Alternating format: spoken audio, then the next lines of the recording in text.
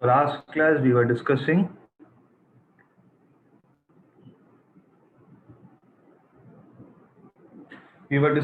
about accuracy and precision, right?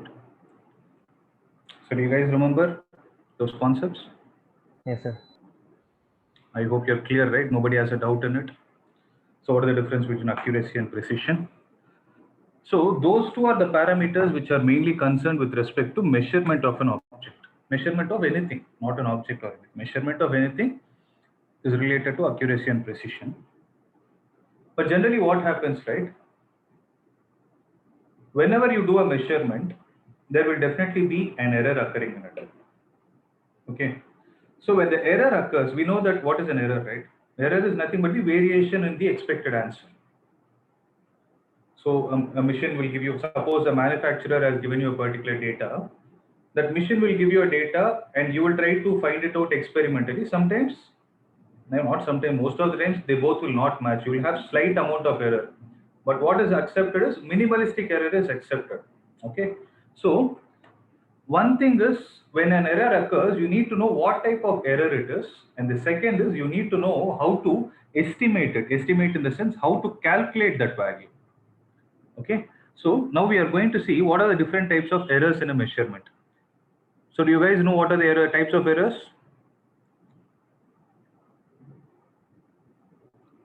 So basically in physics, the errors in measurement can be broadly classified into two types. One is called as systematic error and the second is called as random error. So what are systematic errors? Systematic errors are those errors which tend to be in one direction. That is, they either are positive or negative. Such errors cannot be both positive and negative simultaneously. Okay. So any error that is acting in one direction, that is, it is either positive or negative, is what we call it as a systematic errors. So systematic errors can occur due to an instrument or due to the imperfection in the experimental technique or procedure or due to some personal error also. Okay, let's see what they are. So what do you mean by instrumental error? The name itself is suggesting. So this type of error arises due to the imperfect design or imperfect calibration. What do you mean by calibration? Alignment. Alignment means if the distance, if you take a scale, right, whichever you're using, the ruler whichever you're using, the distance between two big lines is supposed to be exactly 1 centimeter. If suppose the distance between 0 and 1 is 1 centimeter and the distance between 1 and 2 is not 1 centimeter, let's say 1.1 centimeter, then there is a calibration error in that instrument. If you try to use that instrument in your exam or in your experiment, you're going to get a wrong answer. Okay, that is one thing. Second, generally what happens is, I'm not sure if you guys have observed this, if you see an analog weighing machine, you stand on a weighing machine and you can see the amount of mass present in your body, right? You stand on a weighing machine, right? It will tell you these many kilograms or something.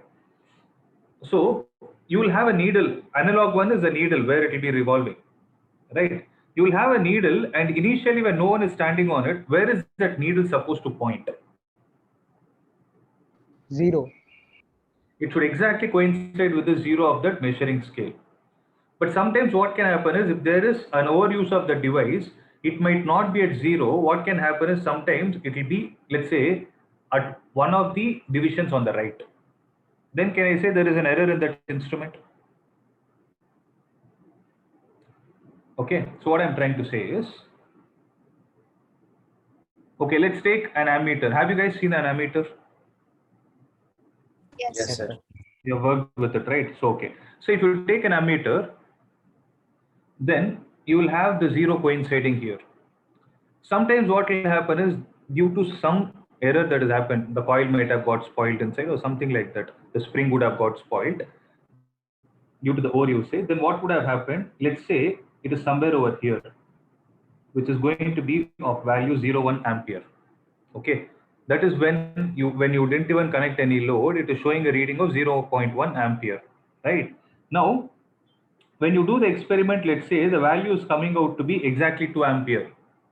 So what is the report you're going to write? Are you going to write the 2 ampere there directly? No, So what is the actual No, value that you have measured? 1.9 ampere. actually measured only 1.9 ampere, right? 2 ampere is actually from 0. If you take it like a coordinate axis, 0 to 2 is 2 ampere. But it didn't start at 0, it started at 0.1. So how much are you going to take? So with respect to the initial condition that you had measured, or the current that the value of current for which you're trying to measure is actually only 1.9 ampere. So this type of an error is called as instrumental error. And this Sir, I have a error, doubt. which I tell me. Sir, how can we be sure that it's one point, like the answer would be 1.9 ampere? What if after, suppose the 2 ampere of current is passed through the ammeter, what if after passing the 2 ampere current, there's an error, more error or less error in that No, manner? it will not be. It will not be. That's what is called as zero error. That's what is called Okay. as this is what is called as zero error. I'm not sure if you have gone to a vegetable market or some grocery shop. You pick vegetables, right? Have you ever done it? Any one of you? You Yes, sir. guys would have done it, right? You pick Yes, it in a sir. small plastic basket and put it, right? Have you ever observed before they start measuring the weight of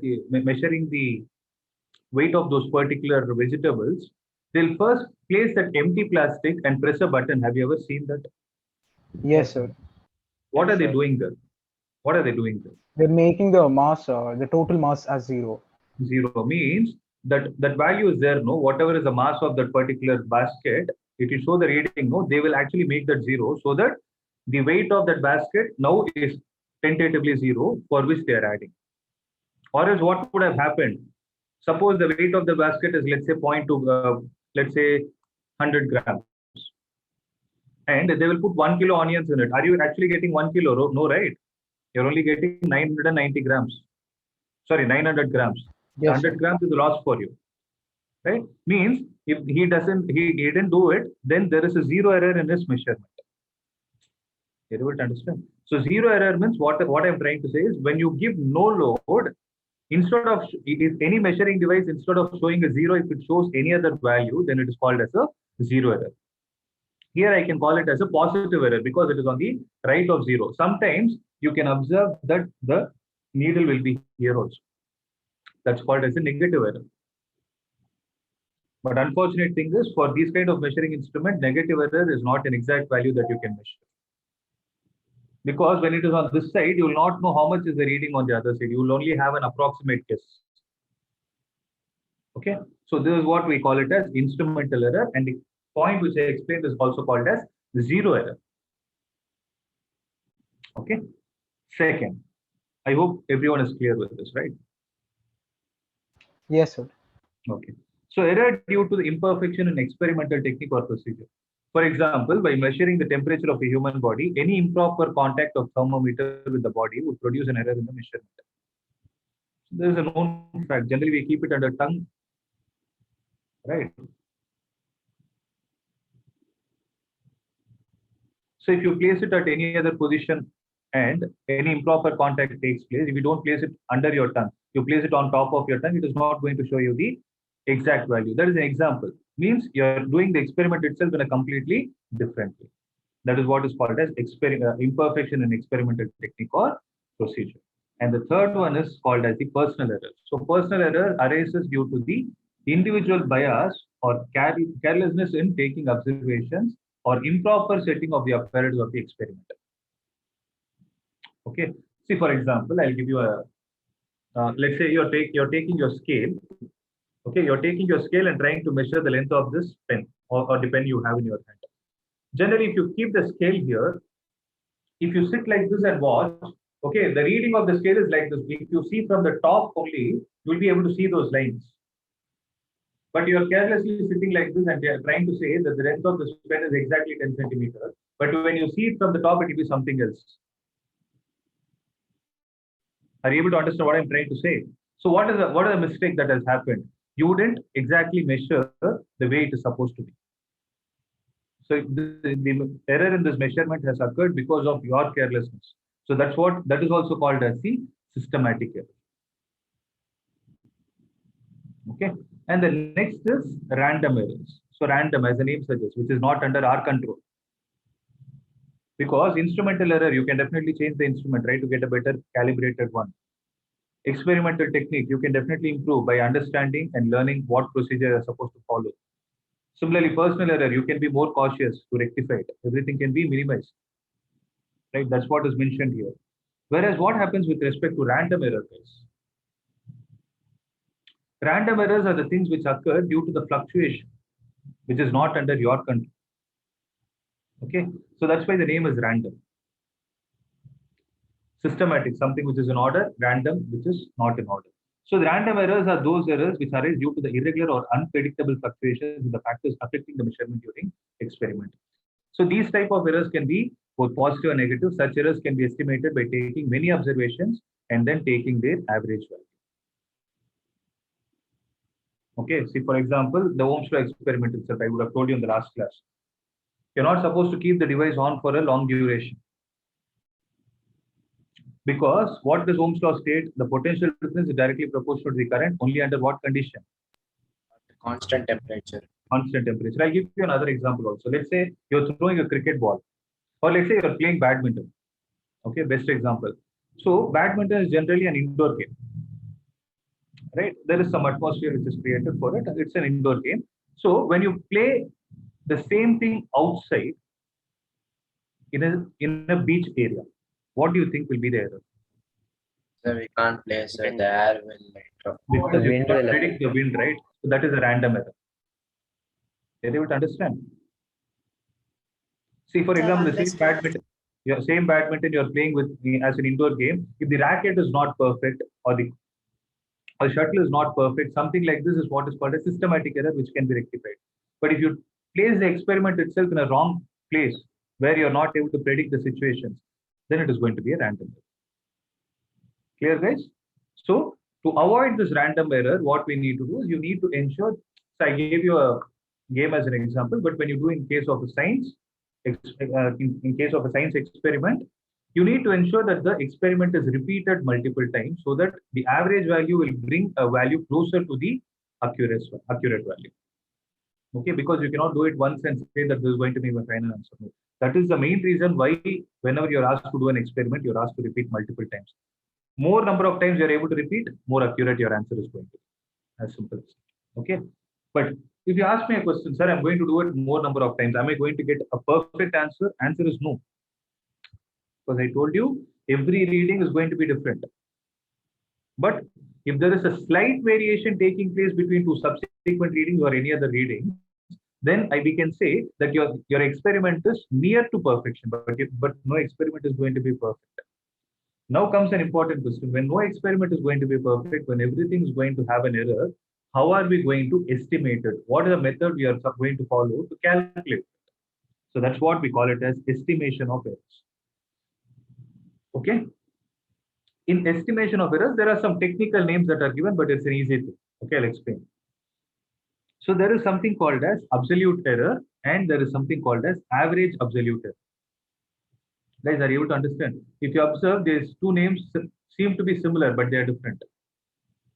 There is something called as absolute error, and there is something called as average absolute error. What are the difference? Can someone tell me?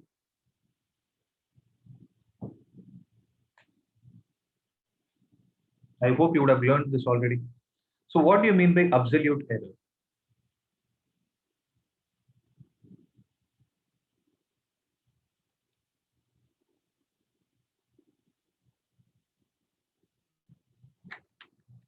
See, remember, you can at least guess, guys. Not worried whether it is going to be right or wrong. What do you mean by absolute error? Try to break the word into different parts and see. Sir, absolute error means it is the difference between the experimental observation which we got and the true value. What do you mean by true value? Sir? What do you mean by true value? The true value can be defined as the perfect or the accurate result for the experiment. When are you going to get that accurate value? By finding the average of something. Average. So okay, let's put it like a block diagram. Okay. Let's say we don't know anything. I'm asking you to do an experiment and tell me a particular value. First, what do you do? When I ask you to give an experiment, you're going to take all the equipments right? All the necessary measuring equipment, all the things you are supposed to measure and all those things, and you will start doing your experiment. So are you going to do this experiment once or twice, or are you going to do it n number of times? So you're going to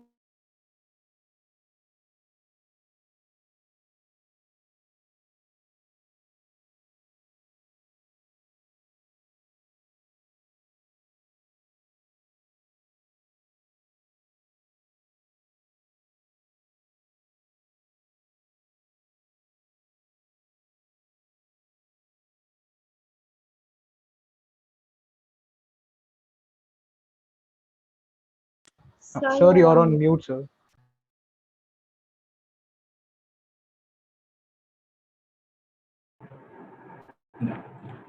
so there was some error. So what I'm trying to say is you're going to repeat the experiment n times. By repeating the experiment n times, you are going to get how many readings? Obviously, n readings. But out of those n readings, if I ask you, tell me what is going to be the exact value. Let's say I have values like this, okay? 5, 5.1, 5.01, 5.03, 5.05. Like this, I'm having values. So let's say how many times did I write? 1, 2, 3, 4. I wrote 5 values, right? I repeated this experiment 5 times. I asked you, tell me what is the correct value out of this. Are you going to Average guess? value. You're going to take the average of all these things. So repeat the experiment n times. Then what are you going to do? Obviously, you will take the average or mean. Then you are going to get a value. Then this value is what is called as true value. Okay, with respect to this experiment, technically this is what is called as true value. Guys, are you able to understand? Now, so when you repeat this experiment n times, you have n readings in your hand. Correct? You have n readings in your hand, and there is only one true value that is there. So now tell me, if you take the average of all this, can you guys calculate and tell me first what is going to be the average?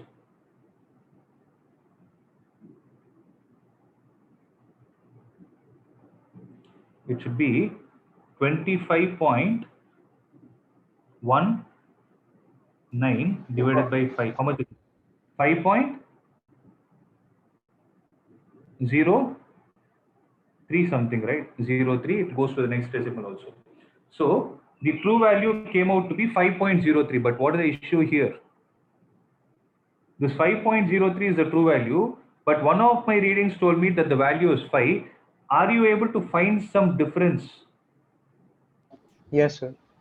That difference is what we call it as error if you put it in a magnitude. So that is, you're able to find the difference between individual readings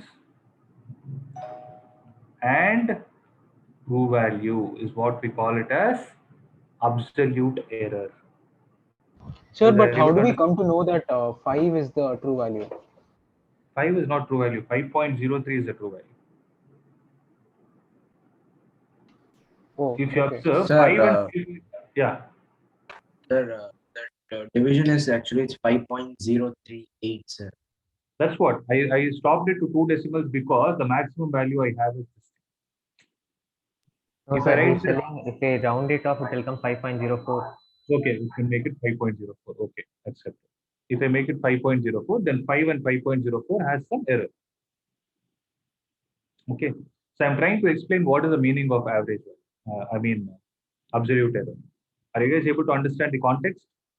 Means whatever true value you are getting and whatever individual reading you have, if you are able to find the difference here, try to understand the word difference and subtraction. Difference means if I ask you, if I say, let's say there is a person of height 6 feet and there is a person of height 6.02 feet. If I ask you what is the difference between their height, what will you say?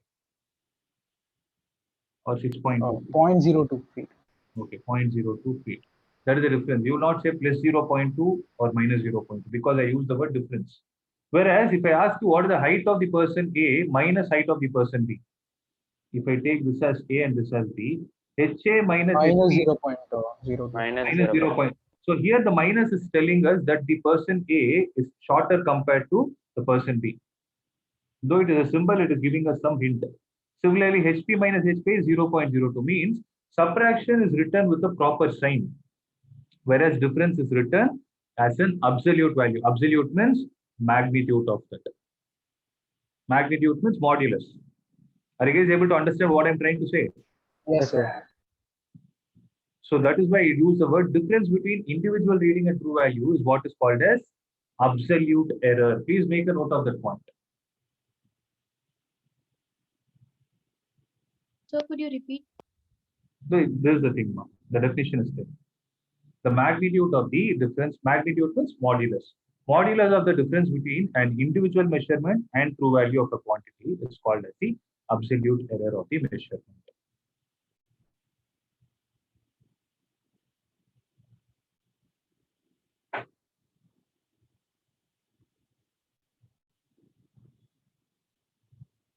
Okay. Now comes an important point. If we don't know the true value, then the average value of the measurement is considered as true value. That is what you're going to do in lab. Nobody is going to tell you the true value, right?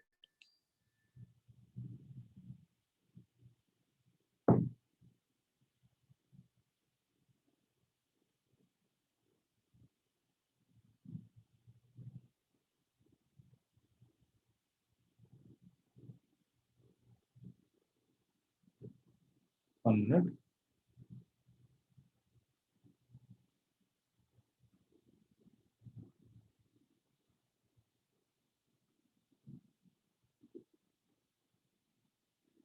Okay. So I hope I'm clear, guys. Now listen. Now I'm going to get into more technical details. That is the derivation of what is an average value. Now listen. Here I have readings. Okay, it's something similar to statistics, what you have learned last year. So readings are generally represented as A1, A2, A3, so on till AN. Okay, then true value is equal to what? A1 plus A2 plus so on till AN, the whole divided by N. I hope I'm clear with this. This is the true value, which I will write it as A. Observe the way I'm going to write. The variable is A with a bar on top of it means mean. Or I can write it like this. Or I can write it as A mean, or I can write it as A average. Everything means the same value. Okay, generally we prefer this in physics. All other ways of writing is also right. So everything means average value.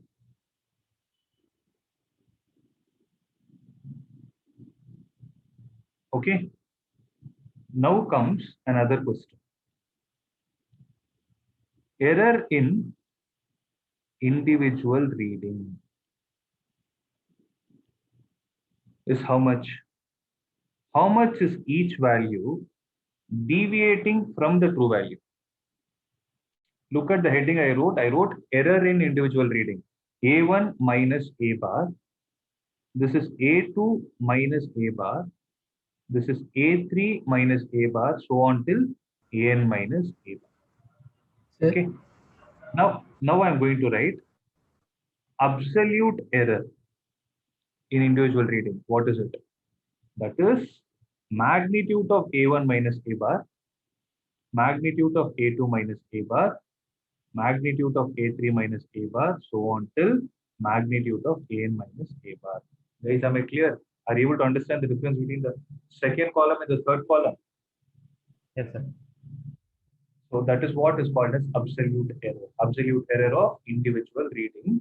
And this absolute error is represented as the difference. Difference in physics or mathematics is represented by delta. Delta A1, this is delta A2, this is delta A3. Okay, rather I can actually, sorry, this is delta A1, this is delta A2, this is delta A3, this will be delta AN. Then what will this be? Modulus of delta A1, modulus of delta A2, modulus of delta A3, and this will be modulus of delta AN. These are called as the absolute errors. So if they ask you what is delta A1, it is error. whereas absolute error is delta modulus of delta A1. So very simple So point, why but can't I write this as a like mean minus a1 and so on? you can write both are right. Both are right. Okay, sir.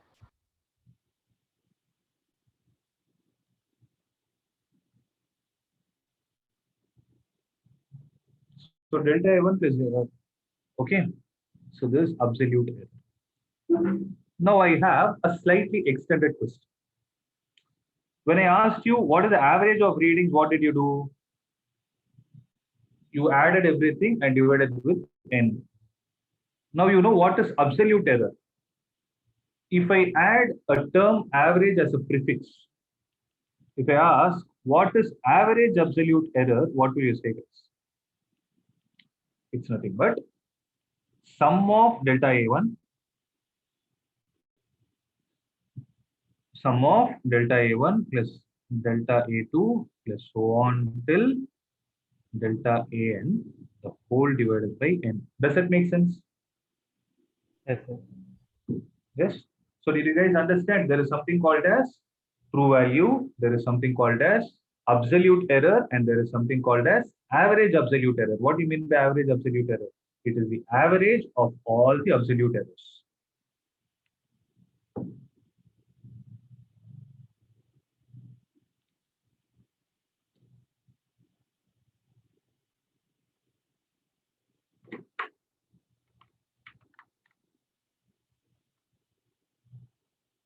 Clear?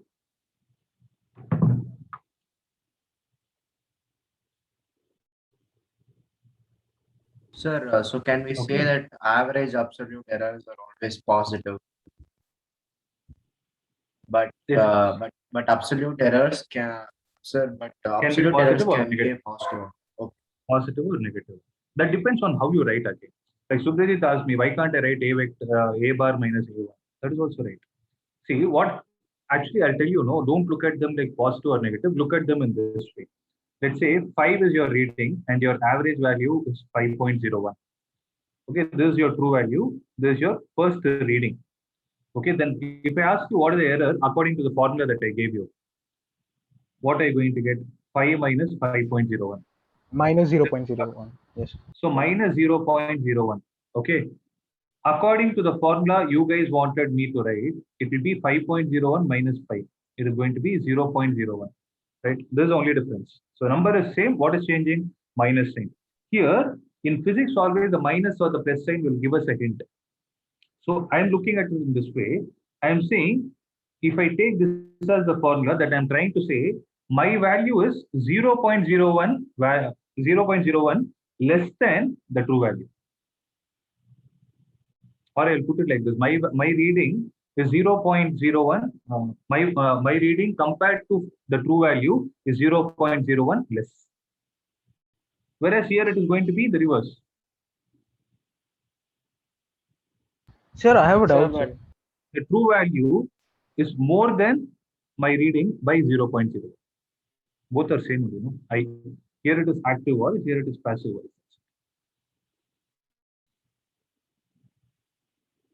Sir, in the absolute error column, you put a modulus sign, sir. So if there's modulus sign, then how can we determine that it's positive or negative? It should be You need always not worry. positive. You need not worry about it. You need not worry. You will always try to report the maximum error. Why I'm Sir, calling it but as then we can maximum also error? say that it can't be positive or negative, right?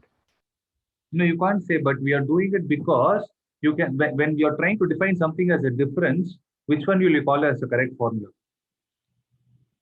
If you wanted the Modulus one. exact, then Modulus one. modulus could have been ignored. If you wanted the exact value, they could have told us then this should be the strict formula. Original reading minus true value should have been the formula. Nowhere it is told. That is why I'm saying both are right. That is the reason I answered this. Both are right. But when you're trying to report the error, you will always try to take the maximum value into consideration. That is how it is defined. That is how it is universally followed. And that is the reason why we are Okay, sir. taking modulus. See, for example, if I take minus 2, if I take a number line, if I take minus 2 is here, but by me putting a modulus, I'm shifting this minus 2 by a value of 4 units to the right. I'm crossing 1, I'm crossing -2, I'm crossing -1, I'm crossing 0, I'm crossing 1, then I'm landing at 2. By making it absolute, you are actually increasing the value. You're able to understand. That is how it is defined. Oh, okay, sir. Yes, sir. Got it, sir. Okay, that is how it is universally defined. So we are following it. That's it.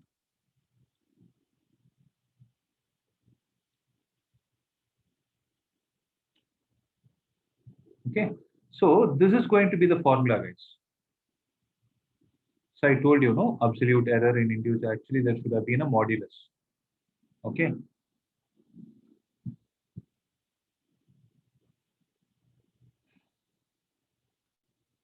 So this is how we define absolute errors.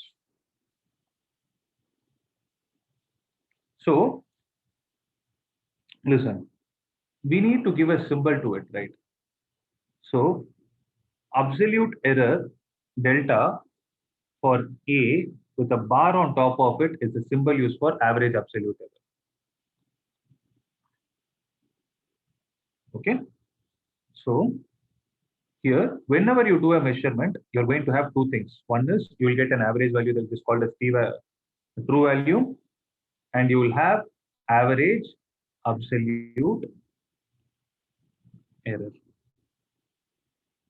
Okay. Then the true value is represented as A bar, and the average absolute error is represented as delta A. Whenever you write the final answer, you will write plus or minus this thing. That is, the maximum value, the maximum true value can be A plus or minus.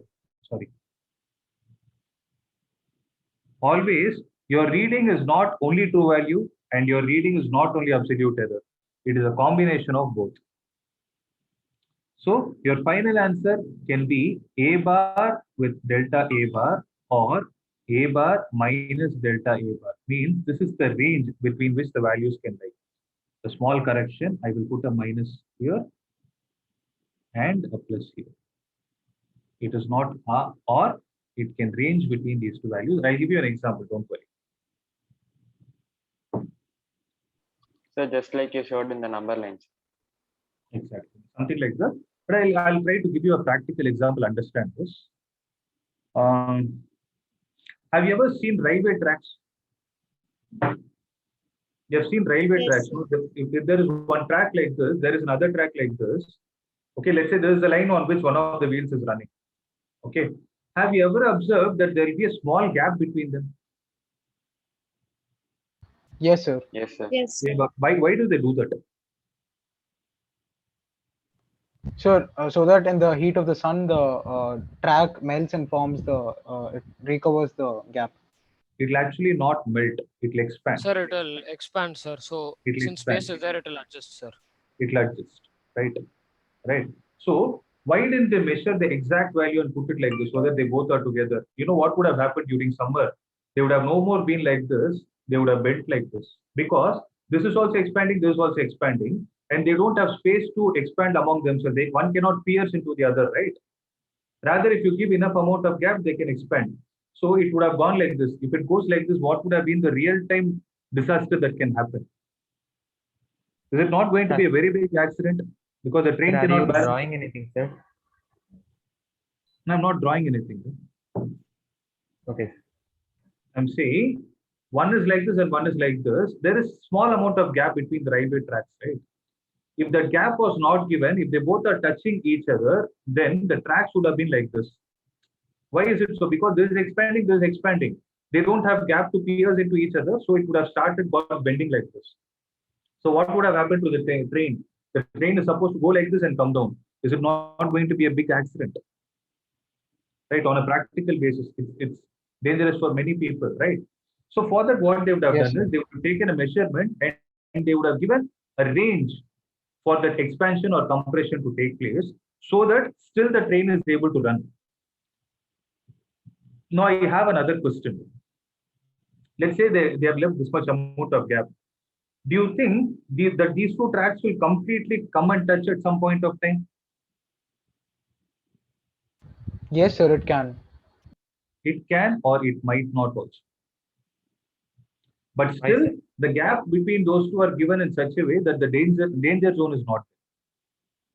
You're able to understand? Means whenever something is reported, right? Whenever you try to calculate something, you should give some space for error to occur or space for some changes to occur. You're able to understand? In a similar way only, so they will calculate and put it. In a similar way only, whenever you do a measurement, there can be a plus or minus error that is going to take place. So what I'm trying to say is, let's say we are doing the experiment of same Ohm's law. If let's say person A has done the experiment, the true value, that is, I have a resistor in my hand. I'm the teacher, I'm sitting here. I have a resistor in my hand, behind which there is a sticker from the manufacturer saying that this is exactly 5 ohm. Okay. So if this is exactly 5 ohm, the person A is reporting the answer as 4.9 ohm, and the person B is reporting the answer as 5.1 ohm. So how can I write this 4.9 as? Can I write it as 5 minus 0.1? And can I write this as 5 plus 0.1? Means with respect to the true value, which I already know, I am saying that this much amount of error, this range of error can occur between 10 more readings. I can estimate it. Means with 2 students error, I can estimate next 8 students who are going to come will have a value between these two. You're able to understand? Yes, sir. Yes. So that is why we call it as range. So whenever you're reporting your answer, actually this is what you're supposed to do in the record book. Mostly it is not followed, but if you have to be perfect, this is how you need to write. Okay, all experiments will have error. So you'll calculate the average value, calculate the absolute error, write with the plus or minus sign between them. Then your answer is perfect. Okay. So this is how you need to report the final answer. So why I'm stressing on this point is when combination of errors comes into picture, I'll be using this formula. So at that point, you should understand. Clear, guys? So there is a very basic thing which I spoke till now. After this, things are easy. Next is, so now you have found what is, so these are the order, this is the order that you're going to follow. One is individual readings. From individual readings, you will calculate the average. From the average, you will calculate the errors, that is the absolute error. From the absolute error, you will calculate the average absolute error. So with that, your job is done. Sometimes there are different ways of presenting the answer. Okay. So in which one of the ways is called as relative or fractional error. Okay. So this term relative is not new to you guys. See, for example, in your 9th standard, under Archimedes principle, that is under the gravitation chapter, there is a topic called as relative density. You guys remember what it is?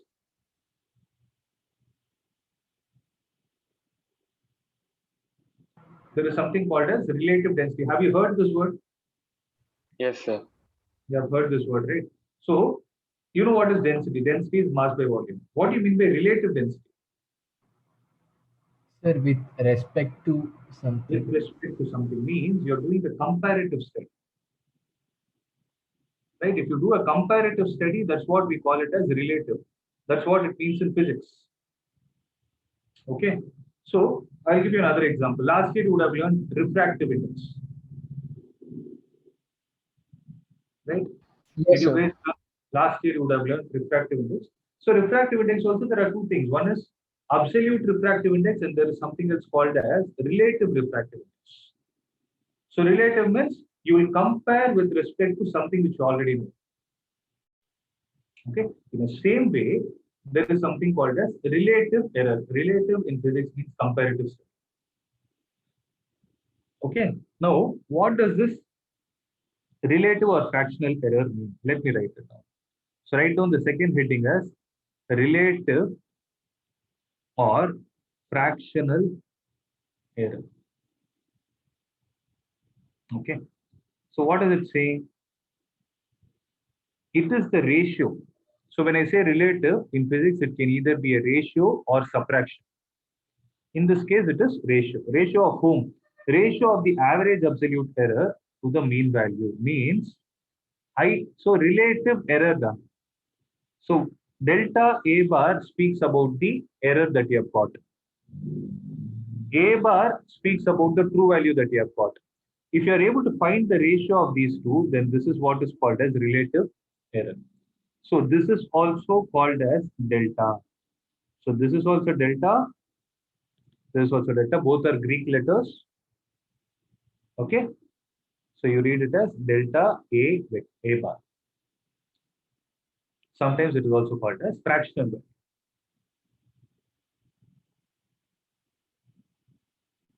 I hope I'm clear. Sir, but why do we need to find the relative error or fractional error? Sometimes you need to calculate percentage error.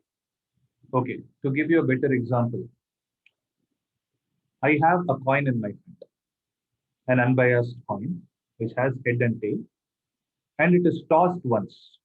What is the probability of you getting a head? 1/2. Obviously, it is 1/2. Have you ever thought of probability in terms of percentage? Yes, sir, 50%. 50%. So this probability, whatever you have written here, is a fractional value. Of course, A by B, it's a fraction. So how did you get that percentage? You multiplied this half with 100, so you got 50%. Okay, so probability is a technical name in mathematics. I will put the same thing in a different way. Relative chance of me getting ahead out of the two possibilities. Does it make It's sense? 50%. Yes, sir. I'm talking about the fraction, the fraction possibility of me getting ahead out of the two possibilities. Is what is probability? I'll call it like this.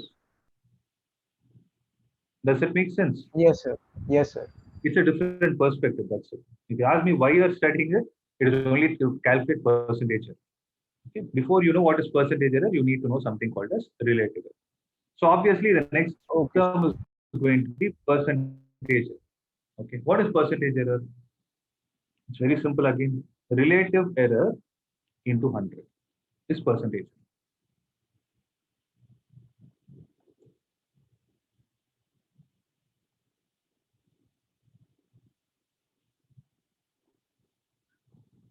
Clear? So generally, when you write the records, right, for the 11th and 12th, they'll ask you what is the percentage of your error. Lesser the percentage of your error, more accurate your readings. Okay.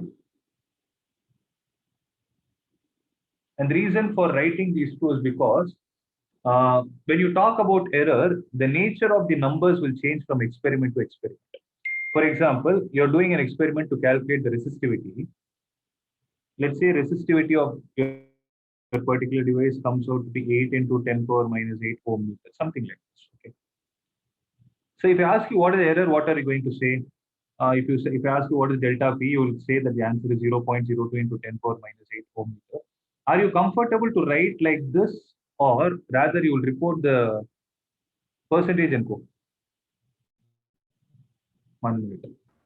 Percentage is more easy. Percentage is more comfortable because for all the experiments, Yes, it is better you report the answer in terms of percent. That is the reason why we introduced. Okay, that's it.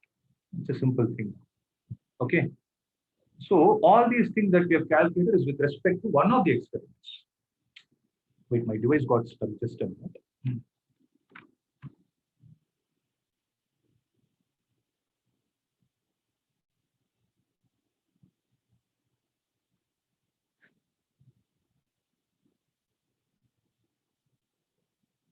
One minute.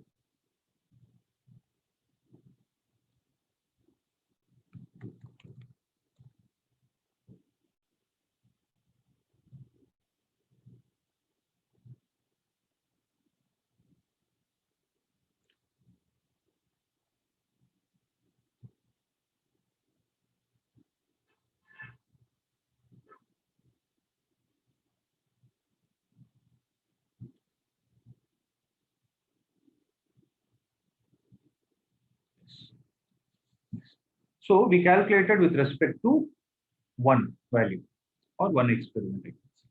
Sometimes what can happen is there can be particular physical quantities where the errors can be combined. In the sense, let's say you're doing an experiment. Let's say you're doing an experiment where your job is to measure the length of a rectangle that I gave you. Very simple thing, right? Let us say your job is to measure the length of the rectangle which I gave you. Now, what can happen? So, sorry, not the length. Your job is to measure the area of this rectangle. Okay? So, area of this rectangle depends on what are parameters? Length and breadth. Length and breadth. So, the formula mathematically it is length into breadth. Suppose I ask you to calculate the perimeter of this. You are going to say 2 into L plus B. Right? So, I've given you a rectangle, that's it. I did nothing else. I gave you a rectangle. I asked you to find the perimeter and tell me. Logically, what will you do? You will immediately go take a scale. You will start measuring the length. You will start measuring the breadth. Then you will take the values, put it there.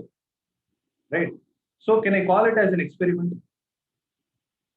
You're doing some activity. Okay? You're doing some activity where your job is to find length separately, breadth separately. But from the concepts that we have dealt till now, we are clear with the fact that any measurement you do in this world will definitely have error associated with it. Means when you take that scale and start measuring it, no, let's say the length of the rectangle is in such a way that it is neither 5.1, 15.1 or 15.2. It is somewhere between those two.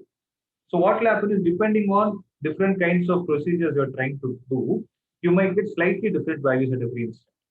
And I'm just taking it as an example, try to understand, okay? Just trying to take as an example. Then you will get errors, then you will write down 5 readings. Then what is going to happen?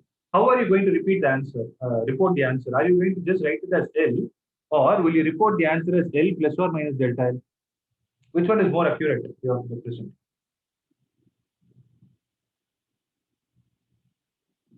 The second one, sir, L plus or minus delta L. Plus or minus delta means, along with the true value that you have got, your work is to report the average absolute error also. In a similar way, what will happen is, for the breadth also the same story will come out. B plus or minus delta B. Since this perimeter is a physical quantity, a quantity which can be measured, okay? Since perimeter is a physical quantity which depends on the measurement of 2 other physical quantities, what are they? Length and breadth. But what is happening here? Is it possible for you to find the exact value of perimeter? Is it possible for you to find the exact value of perimeter? Answer is No, sir. no, because length itself has some error in it, breadth itself has some error in it, and these 2 errors in the individual readings will affect the final reading. That is the reading of the perimeter. So in this case, if you observe, perimeter is dependent on length and breadth as an operation of sum plus. Whereas if I try to take the same values for the same rectangle, if I measure the rectangle's area, what will the error be? Will there be an error, or is it going to be an absolute value? Obviously, there will be some error because there is some delta L and delta B. Whereas area is going to be what? It is going to be the product of individual readings. So how those product of individual readings is going to affect the final area is what we are going to see. That is why we call it as combination of errors. Guys, are you able to understand?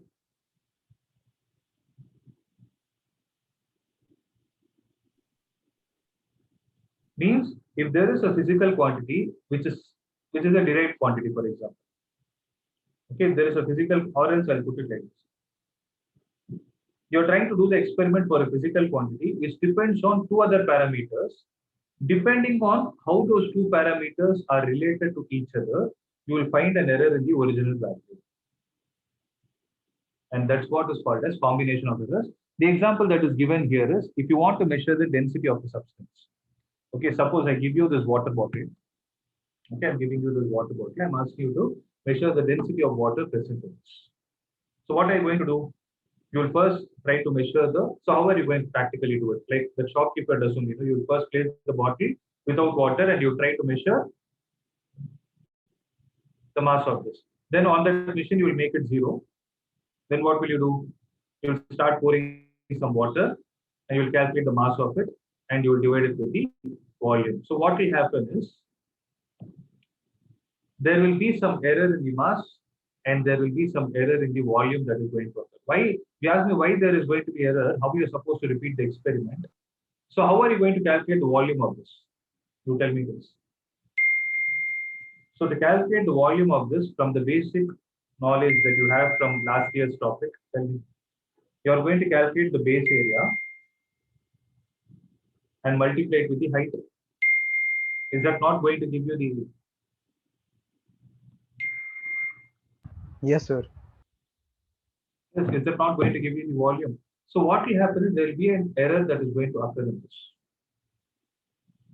That might happen because you're trying to take the base area and multiply the height. Okay, it's fine. But when you try to measure the area here, when you try to measure the area here, when you try to measure it here, sometimes there might be an error that can occur. So the combination of these two errors will affect the final reading, that is the density. Okay, so that's what we call it as combination of errors. And the first type of combination that we are going to see is errors in sum and in difference. Suppose I have two physical quantities, A and B. For example, rectangles, length and breadth. Okay, and they have measured values as A plus or minus delta A and B plus or minus delta B. I hope you are able to understand this respectively, where delta and delta B are their average absolute errors. So we wish to find what are the errors that is going to occur in this. Means what I'm trying to say is, let's say there is a physical quantity like this.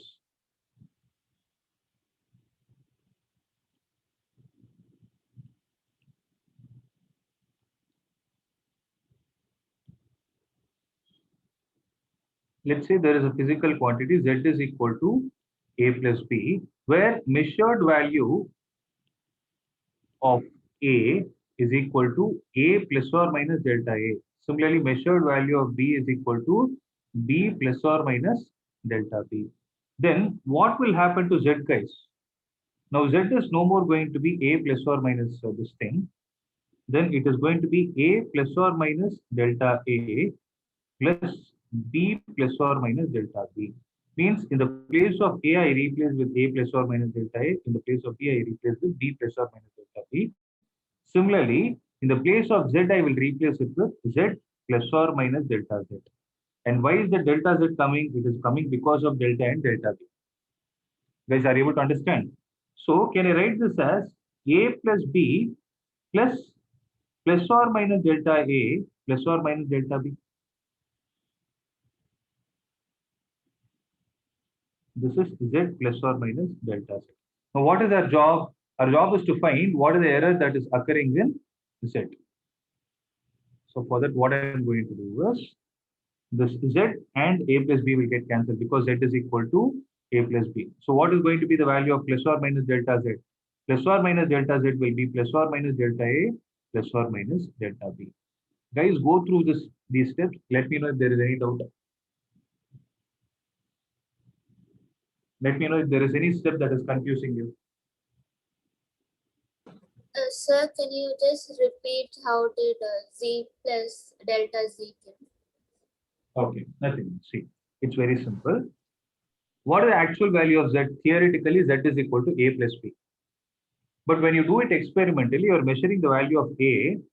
The measured value of A has a tail that is plus or minus delta A associated. Similarly, measured value of B has a tail plus or minus delta B associated. Right? So now if I add both the measured value of A and B, am I going to exactly get the value of Z? But what is the actual value of Z? Z is only A plus B.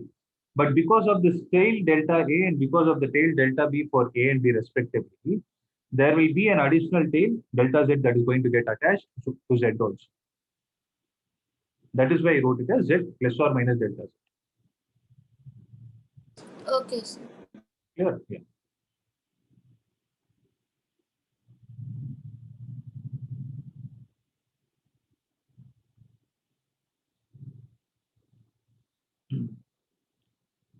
So plus or minus delta Z is equal to plus or minus delta A plus or minus delta B. Correct?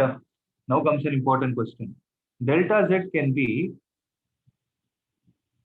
plus delta A minus delta B, or it can be minus delta A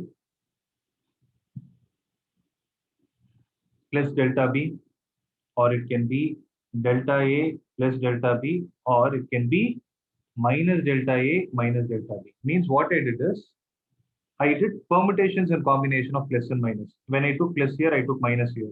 Minus and plus, both minus. Okay. Out of all these values, which one is the maximum value? So delta A plus delta B. So this is going to be the final answer. So maximum, I told you already, whenever you try to calculate the error, you will only take the maximum value because you give a lot of scope for it. So maximum error in Z is delta Z is equal to delta A plus delta B. Clear? Sir, we can also say it as minus delta A minus delta B to delta A plus delta B. I didn't get you. Like, sir, all the values between minus delta A and minus delta B and delta A plus delta B. That's right. That's right. Out of all those values, the maximum value is delta A plus delta B. But you will not report the answer like this. You will only say plus delta A plus delta B. But okay, for your understanding, it is right. Sir, why can't minus delta A minus delta B give maximum error? It will not give, no, that is the least, no. Out of 2 and minus 2, which one is the maximum value? Oh, okay, sir. Understood. That's the reason.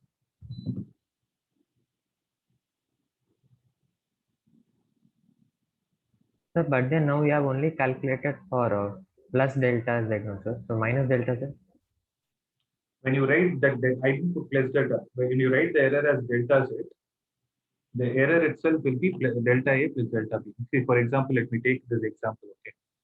Okay. Let's say A is 5 plus or minus 0.2. Okay. B is 6 plus or minus 0.5. Okay. Z is equal to A plus B. If I give you a question like this, then I'm asking you what is delta Z, what will you say? It will be 0.2 plus 0.5, which is going to be 0.7. Okay. If I ask you what is Z, you're going to say 5 plus 6. That is 11. So what is the final answer? So measured value of Z. Whenever you say measured value, true value plus or minus average value. 11 plus or minus 0.7. This is how you write the answer. Okay. Got it? Yes, sir.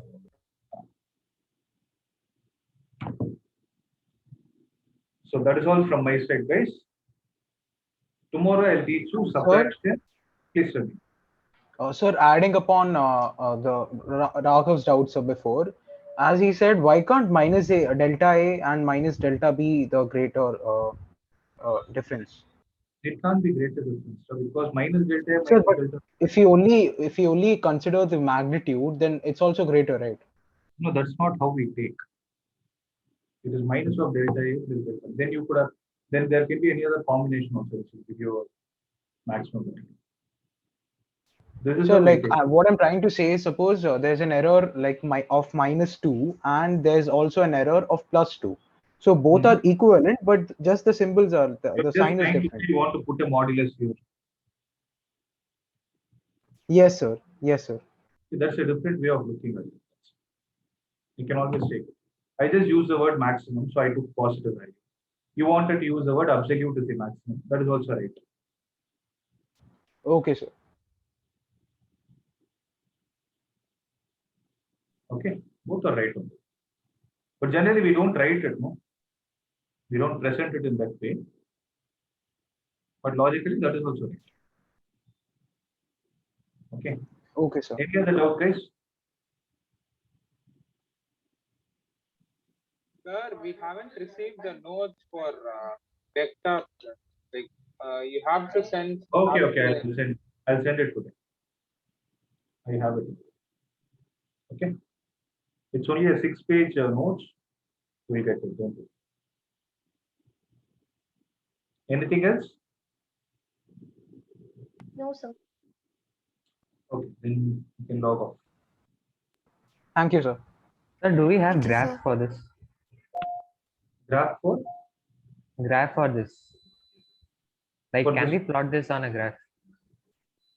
you can maybe plot it only with the physical quantities, like in the sense, if you know the true values, then you can plot it. But with the errors, it will be slightly difficult because error is a range. When I say plus or minus, it's a range. But graph is mainly plotted only for you to tell the absolute location of something. Yeah, okay. Graph will become ambiguous. If you're drawing for measured value, but true values, yes, you can draw. Okay. Thank you, sir. Yeah. Thank you, sir. Thank you, sir. Thank you, sir. Thank you, sir. Thank you, sir.